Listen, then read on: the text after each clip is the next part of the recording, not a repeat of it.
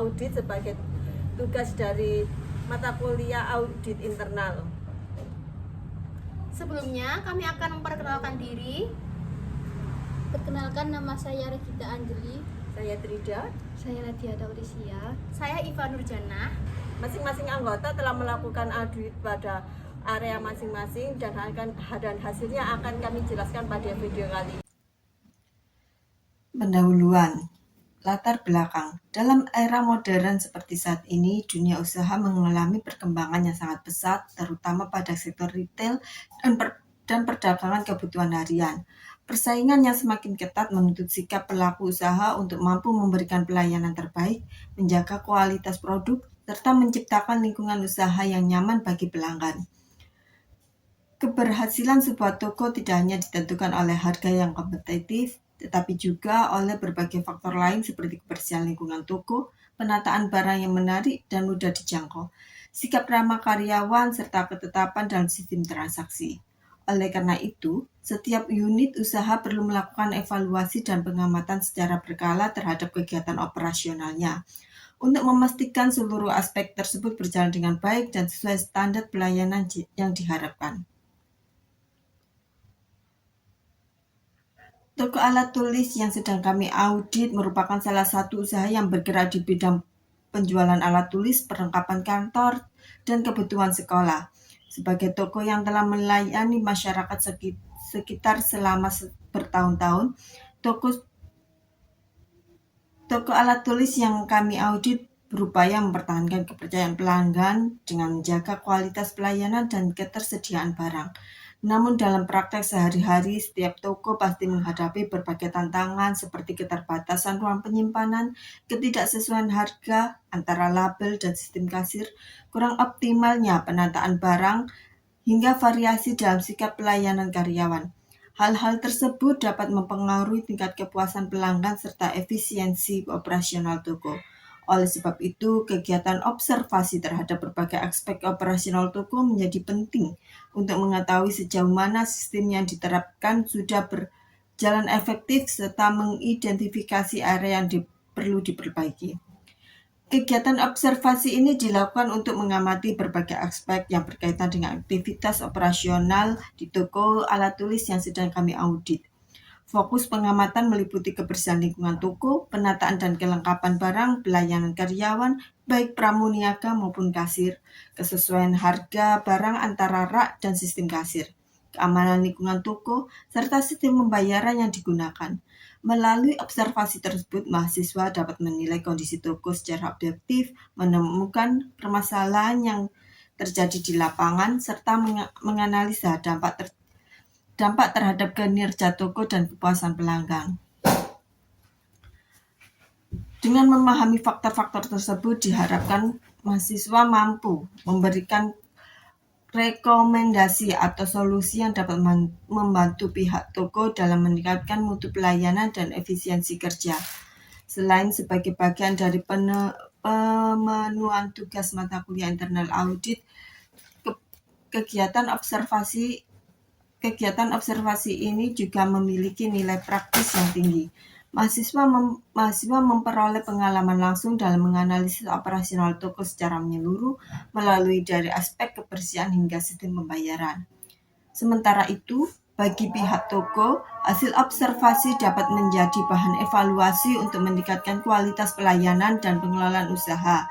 Dengan demikian, kegiatan ini memberikan manfaat ganda untuk baik bagi mahasiswa sebagai calon auditor yang belajar menilai kondisi nyata di lapangan maupun bagi toko selain pihak yang menerima masukan konstruktif untuk mengembangkan usahanya. Melalui kegiatan ini diharapkan tercipta sinergi antara dunia pendidikan dan dunia bisnis dalam meningkatkan profesional dan mutu layanan di lingkungan usaha. Tujuan audit internal adalah kegiatan audit internal pada toko alat tulis yang sedang kami audit dilaksanakan dengan tujuan untuk menilai, mengevaluasi, serta memberikan rekomendasi terhadap efektivitas operasional toko. Secara khusus, tujuan audit internal ini meliputi menilai tingkat kebersihan, kerapian, dan kenyamanan lingkungan toko di setiap area display. mengevaluasi penataan barang dan kelengkapan produk pada rak, apakah sudah sesuai dengan kategori, mudah dijangkau dan menarik secara visual. 3. Mengamati pelayanan karyawan dan melayani pelanggan melalui dari sikap, keramahan, hingga ketepatan saat membantu proses pembelian. Memeriksa kelengkapan label harga dan kesesuaian harga antara rak display dan sistem kasir. 5. Menilai keamanan toko termasuk ketersediaan fasilitas pendukung dan kondisi area seperti kasir, lorong, dan pintu masuk. 6. Mengidentifikasi ketidaksesuaian yang ditemukan selama observasi untuk memberi rekomendasi perbaikan. Selanjutnya saya akan menjelaskan manfaat dari pelaksanaan audit internal. Pertama, kita mendapat pengalaman langsung di lapangan mulai dari observasi sampai penyusunan laporan. Kedua, kegiatan ini melatih kita menganalisis dan menyelesaikan masalah berdasarkan temuan nyata. Ketiga, kita jadi memahami bagaimana pengendalian internal diterapkan dalam usaha kecil dan menengah. Keempat, audit ini mengasah komunikasi dan kerja tim karena dilakukan secara berkelompok. Kelima, kita dilatih untuk lebih teliti dan objektif dalam penilai kondisi lapangan. Keenam, kita bisa langsung mempraktekkan teori audit yang sudah dipelajari di kelas. Dan yang terakhir, audit internal membantu kita menyusun laporan secara lebih rapi, sistematis, dan profesional. Untuk kebijakannya, audit ini dilaksanakan berdasarkan pedoman observasi operasional toko yang berlaku di kelas. Audit wajib bersikap objektif, tidak mengubah kondisi display, dan melakukan penilaian berdasarkan checklist yang telah ditetapkan. Setiap temuan dicatat beserta bukti foto sebagai dasar evaluasi. Referensi dibagi menjadi 3. Yang pertama, SOP penataan barang dan display untuk pengelompokan produk, pelabelan, dan pengecekan harian.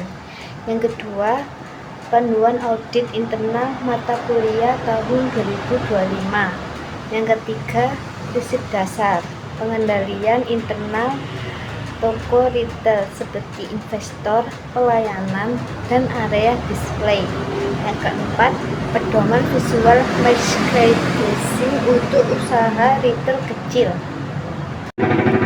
Prosedur audit dibagi menjadi 6 kelompok, yakni 1.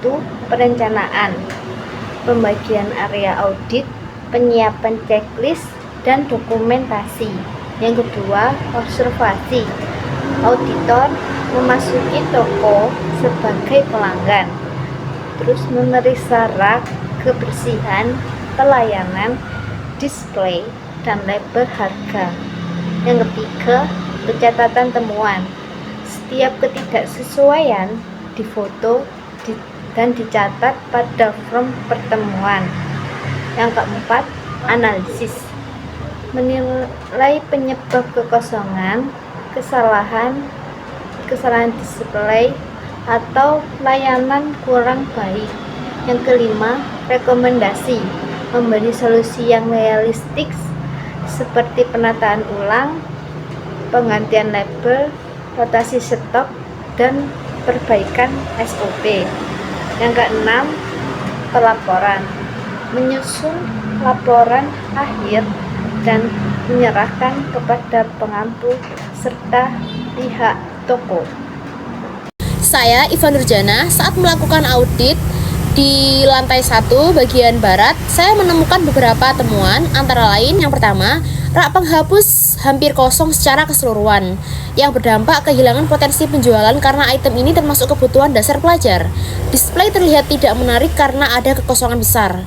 Kemudian, rekomendasi atau tindak lanjut yang bisa dilakukan antara lain melakukan pengisian ulang stok dari gudang atau stok belakang pada hari yang sama. Kemudian, jika stok memang habis, pasang kartu informasi sedang restock agar pelanggan tidak bingung. Dan yang ketiga, terapkan cek keterisian rak minimal setiap 2 jam. Yang kedua, saya menemukan beberapa ballpoint ditemukan cacat fisik seperti tinta bocor, kotor, dan tidak fungsi. Dampaknya, kerugian langsung karena produk tidak bisa dijual, komplain pelanggan meningkat jika membeli item rusak, dan citra kualitas toko menjadi menurun. Hal yang bisa dilakukan atau tindak lanjut selanjutnya, melakukan sortir total semua ballpoint rusak dari rak, buat kotak barang rusak untuk retur ke supplier atau menambahkannya ke kumpulan barang diskon promo. Kemudian melakukan uji acak pada setiap produk pulpen tiap shift.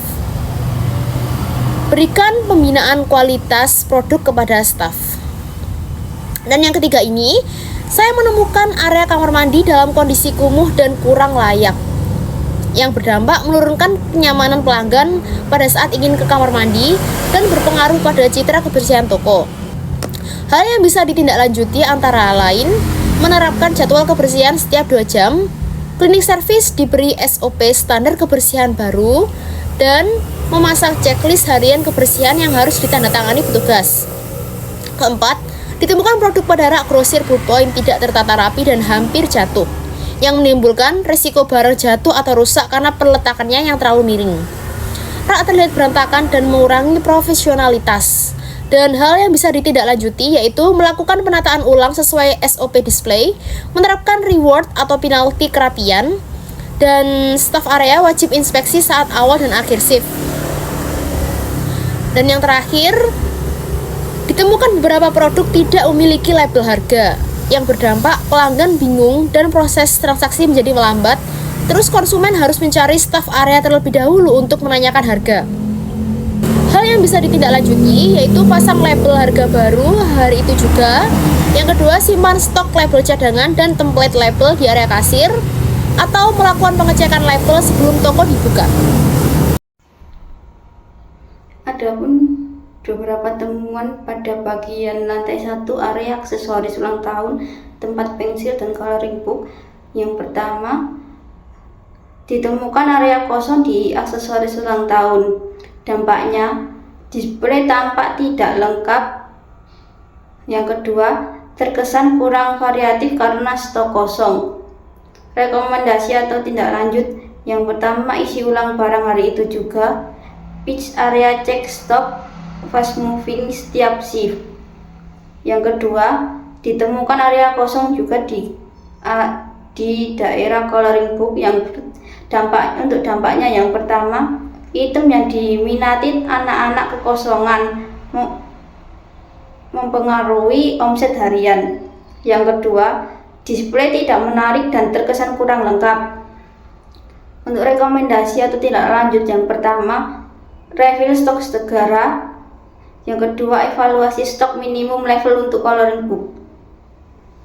Temuan yang telah kami temukan pada audit tersebut adalah terdapatnya banyak rak kosong, khususnya pada display tas anak-anak.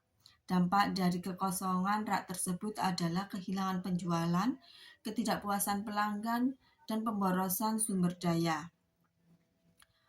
Solusi dari dampak tersebut adalah segera mengecek gudang dan melakukan pengisian ulang ke rak tersebut,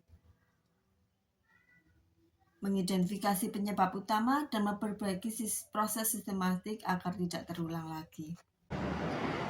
Temuan audit internal. Yang pertama, ditemukan area kosong di rak kosmetik.